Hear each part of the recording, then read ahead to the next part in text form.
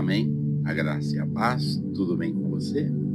Estamos aqui reunidos para mais este devocional diário, que tem sido uma grande bênção e que vai até o fim do ano, e depois o ano que vem de novo, para a glória de Deus. E nós vamos continuar falando da fé, e eu quero mudar apenas o versículo e talvez o ensejo, né?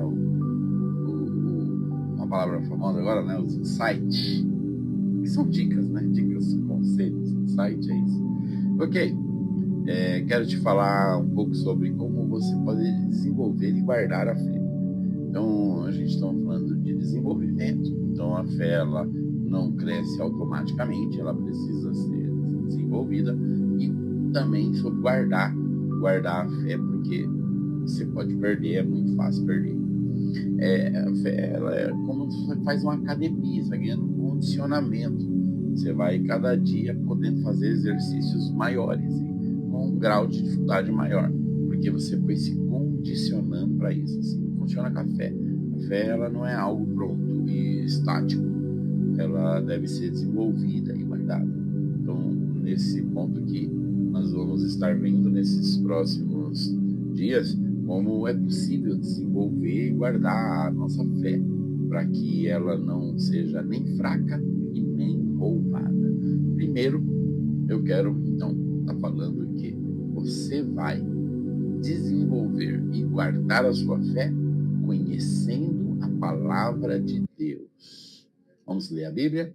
Romanos capítulo 10, versículo 17. Romanos capítulo 10, verso 17 diz assim: e assim a fé vem pela pregação, e a pregação pela palavra de Cristo. Então, vou ler de novo. E assim a fé vem pela pregação, e a pregação pela palavra de Cristo.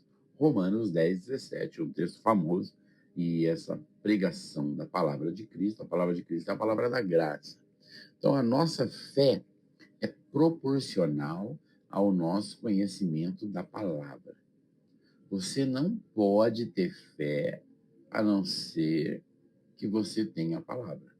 Então, muitas vezes, a fé de algumas pessoas é baseada em frases de pequenas porções da palavra que eles pegaram numa pregação, no ensino.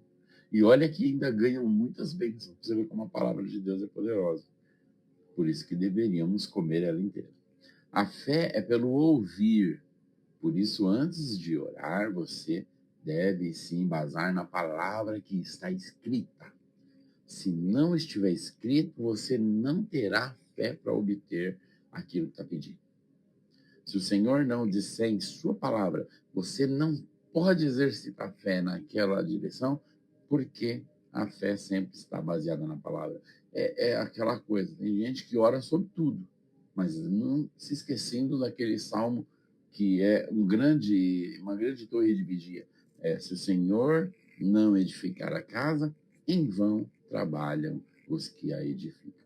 Então, você lê a Bíblia? Primeira pergunta. Você lê a Bíblia todos os dias? Segunda pergunta. Dependente da sua resposta, fica a dica. Hoje em dia nós temos para celular um aplicativo chamado YouVersion. Tem todas as versões em português. E aí você tem a versão corrigida, atualizada, linguagem de hoje e NVI em áudio. Você pode ler e ouvir ao mesmo tempo. Aquela leitura em áudio vai te ajudar, vai te guiar. É maravilhoso. E a Bíblia de papel, Bíblia, graças a Deus, no Brasil ainda tem sido com fartura. Então, se você não lê, você continuará sendo um filho amado de Deus do mesmo jeito, mas estará perdendo algo. A sua fé não estará se desenvolvendo, virão situações diante de você e não haverá fé consistente para enfrentar a crise. Haverá dias em que você carregará pesos e sem o alimento da palavra você ficará fraco, por não estar sendo nutrido pelo alimento da palavra. Por isso é muito importante que você leia. Esses tempos atrás nós entregamos diploma para os irmãos lá na igreja que leram as Bíblias durante o ano. E os que receberam, leram a Bíblia já pela segunda vez. E um deles lá conseguiu ler a Bíblia pela 16ª vez. Então ficou o desafio para ele chegar a 20 logo. Tem uma irmã nos Estados Unidos que tem 55 leituras da Bíblia. Ela tem 35 anos de convertida e ela quer ler a Bíblia antes de morrer para cada dia da sua vida desde que nasceu. Então, louvado seja Deus. Para alguns, a palavra de Deus é apenas um tipo de amuleto que deve ser deixada aberta na estante. Isso acontecia muito os antigos. Hoje em dia as pessoas não enfeitam mais as casas com Bíblia, só alguma casa de algum idoso. Mas era muito comum antigamente, aquelas Bíblias abertas no Salmo 23 ou no 91, ficava toda amarelada por causa do tempo, mas ninguém lia. Outros usam como um baralho de adivinhação, fica abrindo lá e lendo qualquer coisa, quando quer ouvir alguma coisa, algum versículo. Isso é muito ruim, muito ruim. É um tipo de quiromancia evangélica, uma adivinhação, um baralho. E muitos dirão que ouviram de Deus dessa forma. Possivelmente seja verdade. Deus foi forçado a falar com a pessoa assim, porque não houve outro meio. Hoje em dia acontece muito isso. Pessoas na mesma casa se comunicam com o celular. Isso é muito ruim. Alguns crentes podem ouvir a voz de Deus e eles ficam embaralhando a Bíblia. Mas é necessário continuar assim? Não. Deus tem o melhor.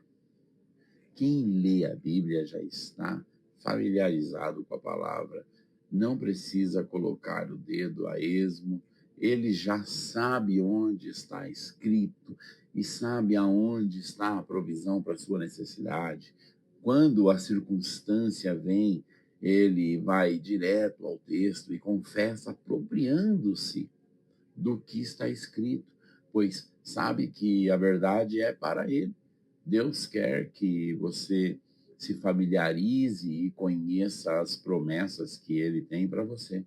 A Bíblia é também chamada de testamento, e por ser a herança de Deus para nós. Por isso, começa a sua herança a apropriar-se dela, começa a entender que há uma herança. Há mais de 3.000 promessas de Deus na Bíblia. Você precisa ler. A Bíblia é um dos principais caminhos da fé.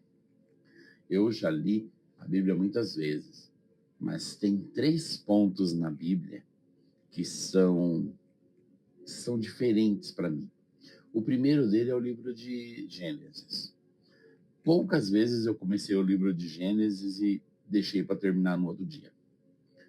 Poucas vezes. Na maioria das vezes, o dia que eu comecei, eu terminei. É um livro fantástico, incrível, principalmente a partir do capítulo 12, quando começa a história de Abraão, aí vem com Isaac, mas daqui a pouco, quando entra na história de superação de Jacó, eu choro, eu derramo lágrimas, eu louvo a Deus, porque eu vejo a ação do Espírito Santo cuidando daquele homem, transformando aquele enganador num homem de Deus. E aí depois, quando no final do seu sofrimento, ele perde seu filho José, ele perde Raquel, a quem ele amava, ele perde o José, e o José então agora é quem vai passar por um sofrimento, e daqui a pouco os filhos desse Jacó é quem vai passar por um sofrimento, e aquele sofrimento mas que vai transformando, vai lapidando aqueles homens, vai deixar o Jacó homem de Deus, experiente, de visão espiritual, vai ter um José que perdoou mágoas intensas no seu coração de anos por ter sido vendido como escravo, mas ele vai conseguir ver a mão de Deus, de que aquilo era necessário. Vai ter os irmãos de José todos sendo quebrantados ao mesmo tempo, porque eram arrogantes, eram homicidas, eram homens de mau índole, e vai ter então toda a história daqueles homens de Jacó morando por 400 anos na terra de Gozen. E ali, então, eles viviam muito felizes. Aí vem um faraó que era mau e vai, então, tirá-los, escravizá-los. Eles vão orar, já estou em Êxodo. Ok. E Gênesis, Mateus e Apocalipse. São os 3 livros-chave que eu leio. Sempre quando eu leio de uma vez, eu amo esses livros. Eu quero orar para você ler a Bíblia. Eu quero orar para você amar a Bíblia. Eu quero orar para que você possa ganhar fé. Essa academia é a que eu faço já há mais de 20 anos. Eu não paro. É muito smart e muito fit. E eu não paro.